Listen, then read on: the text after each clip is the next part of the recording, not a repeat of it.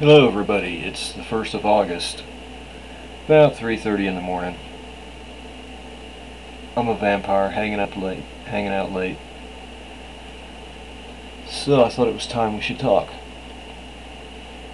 This is the Neumayer Station in the Antarctica, and this is 7:31.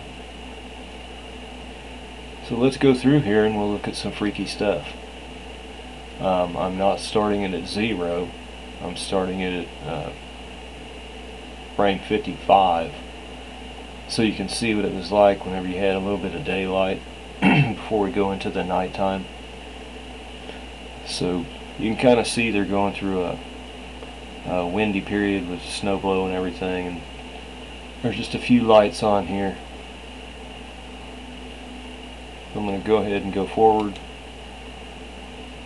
and you can see right here it looks like it's we'll talk about that later, but it looks like they change film or something every now and then, and it goes from black and white to color, etc. So then it's 10 after 9. It's exactly 9 o'clock right here where we began. At 9:20 there's this big flash of orangey yellow looking light, and then there's some little light over here too, an orb or something. And then we dim out and we kind of get snow blowed, and it looks like it's getting farther away and things are getting dimmer.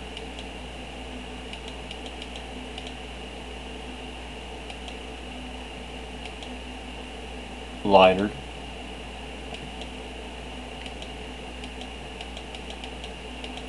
You can see the wind's blowing the snow.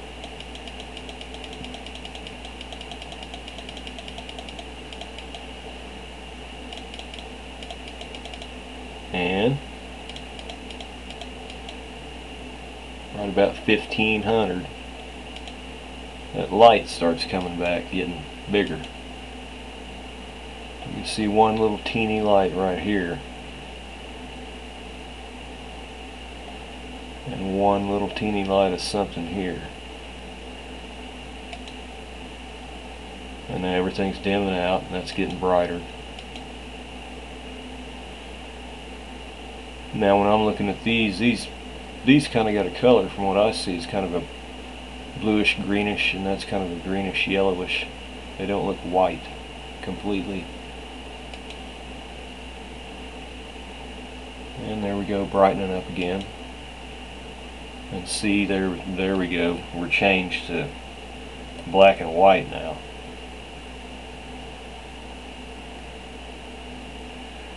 So I'm not sure why they do that, but I'm beginning to think it's just to confuse you, because there's something on the color film probably that maybe this hides a little bit more.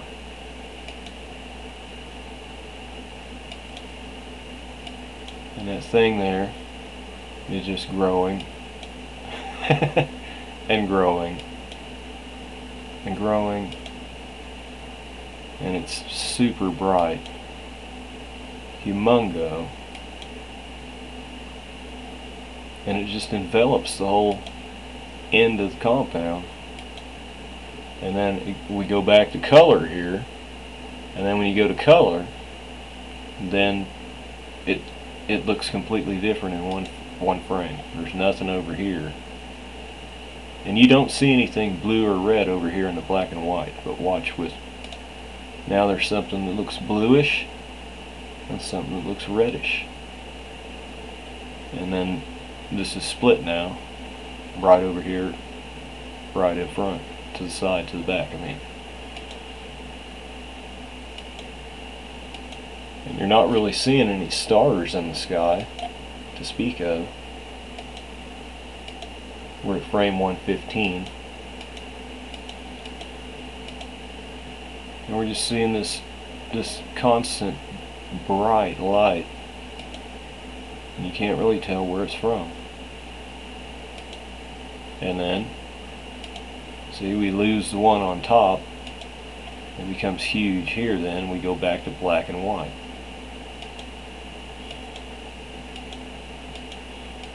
It's just like pulsating.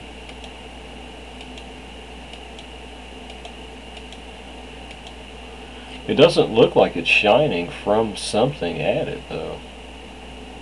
Not to me. It looks like it's coming from the facility. If I was going to say, it looks like it's coming from the facility itself, or underneath of it somehow. It doesn't really look like it's behind it.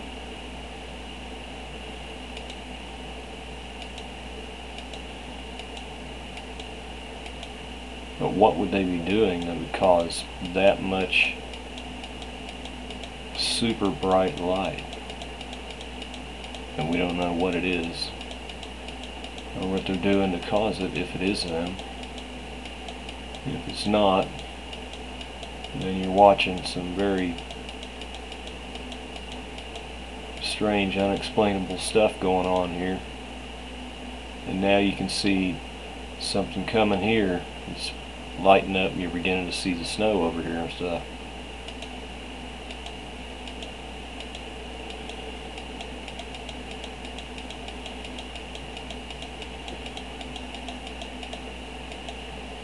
See? And we're almost back where we started, and that is 7 o'clock UTC 700. And at 7:10 your light just boom, turn the switch off. And then from 7:10 to 7:20, so it gets all dark over here, and then this looks like somebody turned something on from over here. And that's what it looks like to me. There's something already shining here, on here, from over here somewhere, somehow. And then boom.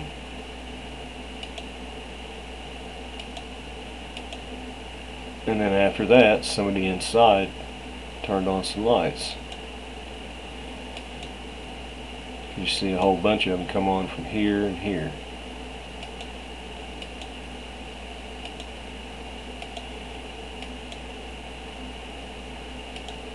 And then we get at 8 o'clock, 800, big brightness back here.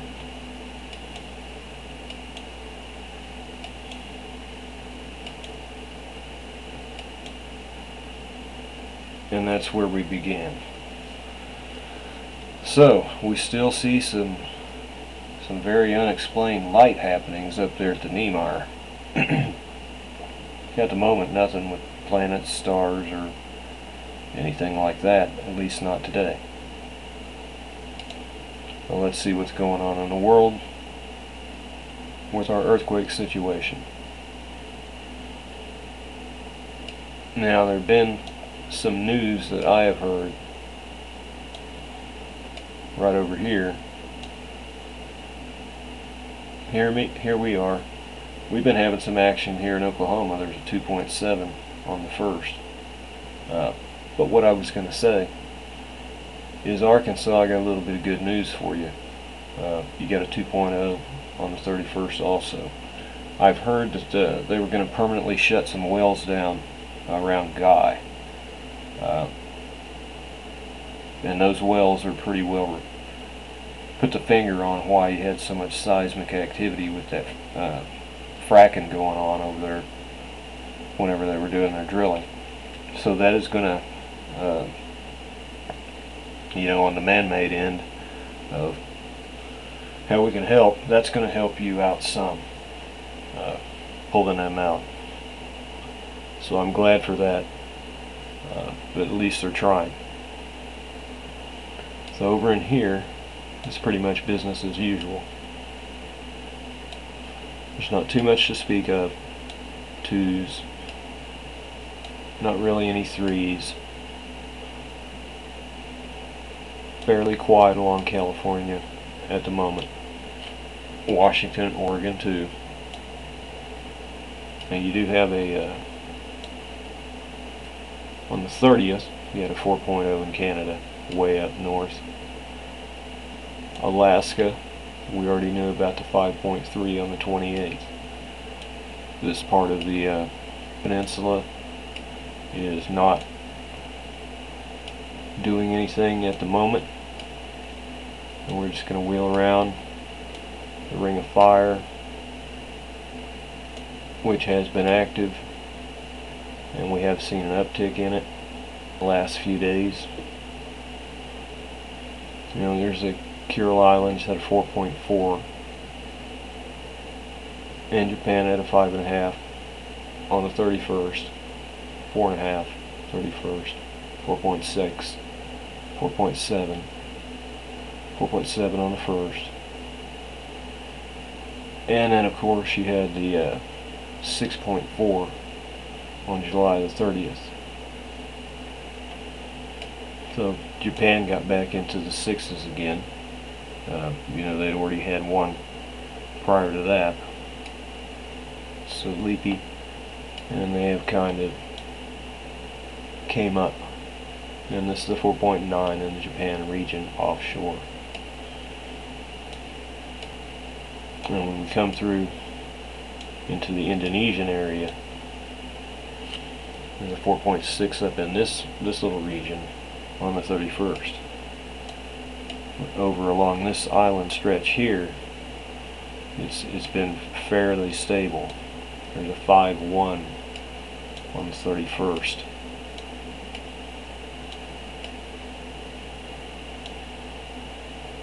A 4.9 on the 1st. And 4.5 on the 31st. And then we come to the 6.8 up in New Guinea on July the 31st. So we see this Indonesian region along the ring of fire. It's now another 6.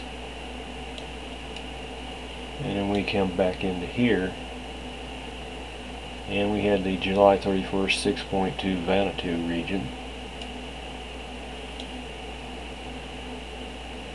And then we had the July 29th 6.7 South Fiji Island region. And up here to the north of that, in the Fiji region, is a 4.6. Right down here in the Kermadec, 5.2 on August the 1st, 5.2 on July 31st. So that area, the trouble area, somewhere we should keep our eye, has seen a tick up. Now, there's not really much going down here in Chile or anything. They had a 4.6. Argentina with a 5.2 on the 31st. This little area here, Puerto Rico stuck in the 3s and the 2s. They're calmed down. They had a 4.3 on the 28th, 3.2 on the 30th, 4.6 on the 28th. They did have their day, but it seems like for now they're back to the 3 and the 2 range for at the moment. There was a 4.2 on August 1st, also right here in Guatemala. Well, that's where we stand. Everything seems to be pumping right along. The heart is still beating and throbbing. It's throbbing in the ring of fire, but not us right now. See? All along here. It's going to come down through here, down here, and through here, and here. It's just going to follow it. And if it makes it, it would follow it all the way around. This line here. It's not going to become a giant crack right through here straight. It's going to follow this little pattern. Where it'll originate from, well, there's a pretty good chance something over here will break. But you never know. It could be New Madrid breaking over here or something first. So let's take a look at our space weather. This is our geomagnetic activity. A solar wind stream is buffeting the Earth's magnetic field, causing intermittent geomagnetic activity around the poles. The peak so far has been a G1 class storm. Lasted a few hours around the end of July the 30th. And this is a picture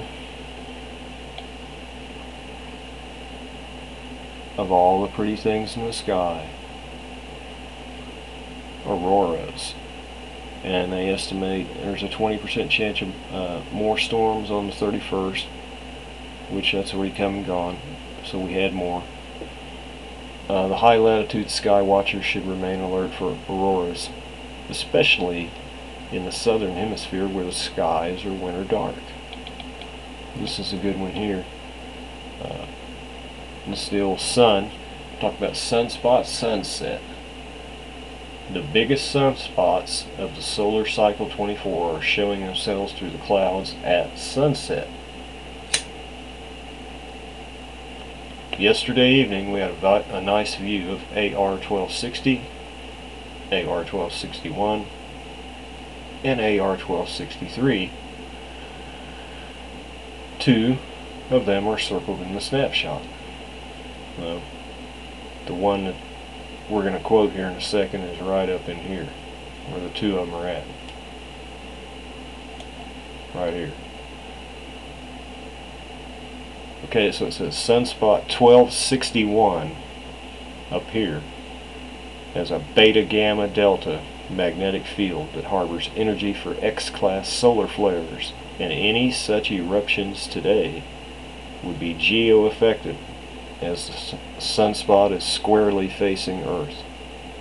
So that means this baby packs a big wallop, and if it spewed and it was pointed right at us, we'd be catching some really bad stuff from that. Well, at this time, as far as I can tell from what this reads, there's still class M flares. We're not experiencing class X right now.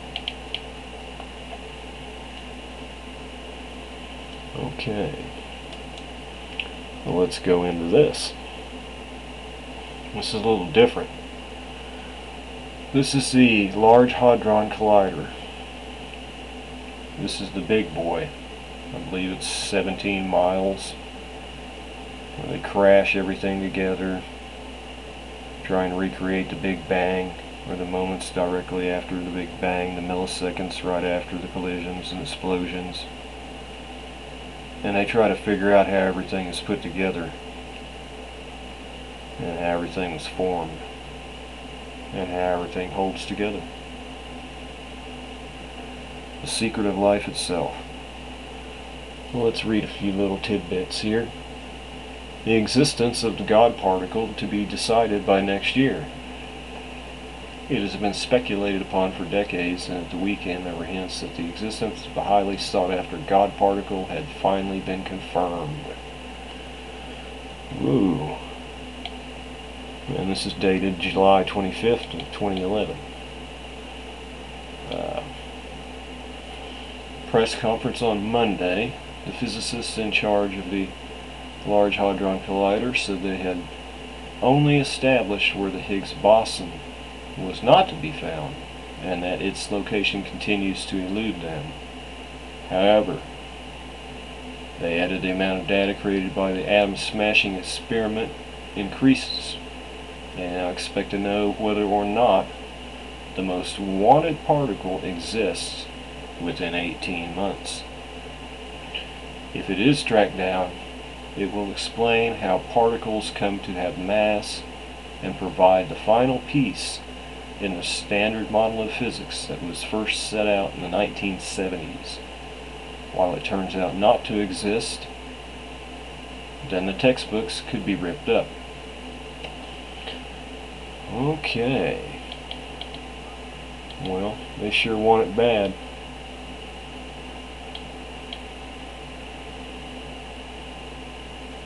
Now what this means, they want that Higgs boson particle so bad because that is thought to be what holds everything together. Everything that makes up solid objects and has mass, that little Higgs boson is what they believe is the superglue of God's formula that holds our bodies, atoms together and forms our shape and our looks, or the furniture, or the trees, or any objects. Everything. So they're thinking that little thing there is the one thing inside of everything that holds everything together. So, if you could figure out that, you could kind of figure out a lot about how to create things. But, on the same hand, if you knew how everything was held together, then you'd know how to make everything fall apart. You know how to do just the exact opposite and use it as a destructive weapon. It kind of reminds me of the Star Trek movie. Remember when they had the Genesis project, and it was a project that would give life, and they shot it to the dead moon or the dead planet, and it fertilized it and made it become living from non-living. When the bad guys wanted the Genesis project for themselves because they knew if that would do that, then it would do the opposite when implanted in something living, and therefore you could use it as a weapon. It would then kill living things and then create. Also, this has been rumored in theory, even though it's a low percentage theory, that this could also be used for time travel. And there are other weird things about it, that they said it could create black holes. The little guy Stephen Hawking just said they would be so minuscule, you know, they're nothing to worry about. So that's where we stand on trying to figure out how God did everything, to be decided by next year.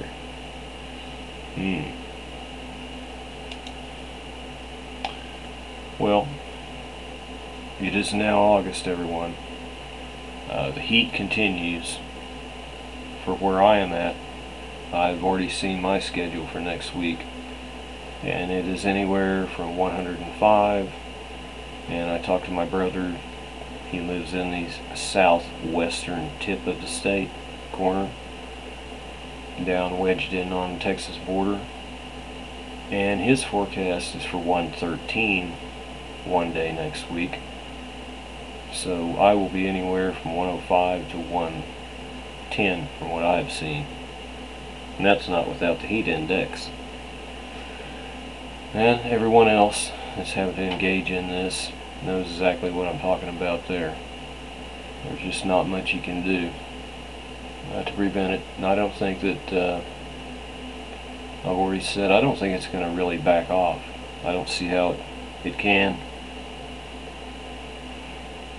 If Elenin and whatever is coming with Elenin is perturbing the sun on the way in, then I don't see how the sun can rest. And I think it's going to be upset the rest of the way in. And so I think you're going to see heat, dry areas are going to be parched, of course. And then there are going to be areas of rain. You know, sooner or later you're going to get back to storms. When your high and your low pressure and everything meet up, it's just not doing it right now. They claim it's a heat dome, but who knows what it really is. When you mix it all together, it's a little piece of everything. It just some pieces seem to be bigger than other pieces.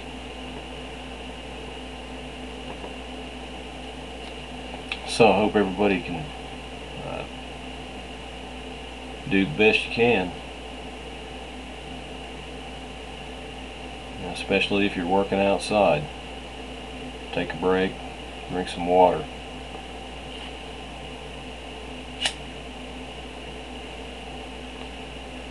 Where I'm at, I've not really seen any enough signs yet to make a move. Some people have wrote me and talked to me about when and when am I going to do what. And since I've never done this before, and nobody else has neither, this is kind of a keep your eye on the cue ball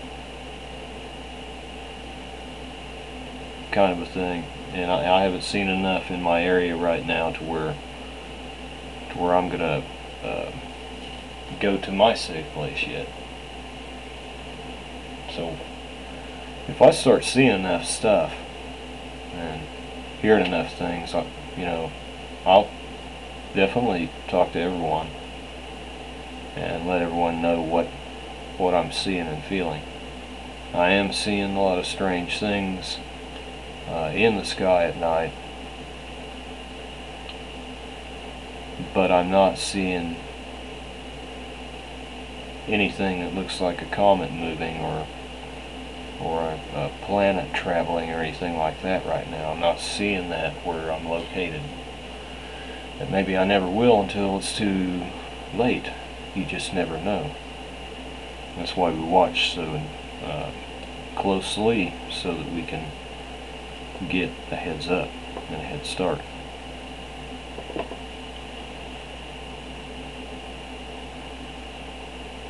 I think about the second week of August is whenever I would be paying special attention, because you want to be early rather than late. You have your eye on a date in September, but you want to start watching before then and pay attention for the signs. And that's what I'm going to do. From here on out, every day is an earthquake alert, an anything alert, and you just have to go about your daily life and live. And at the same time, you have to pay attention to what is going on everywhere, politically, the whole 9 yards. And that was quite a play out we had.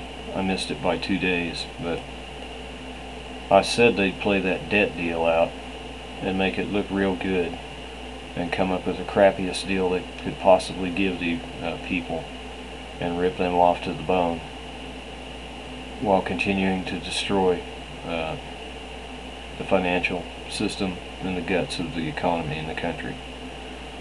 And they pretty well did that. I thought they would maybe do a deal by Friday or lap it over into early Saturday. Apparently it won't be a done deal till sometime tomorrow. But I'm getting I'm getting real good at reading their script, and I'm sure all of you are too. When you learn the truth and you learn the signs, then you can tell and you can know. You can judge and you can feel before they make a move. You get gut feelings of which way it's going to swing and how they're going to ride it out. But make no mistake, this wasn't anything they did to save the American economy or the country. This is going to make things very hard.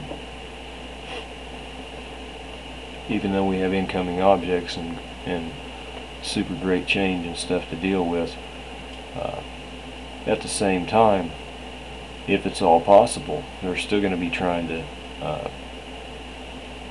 chug everything out. They're still going to be trying to portray the illusion.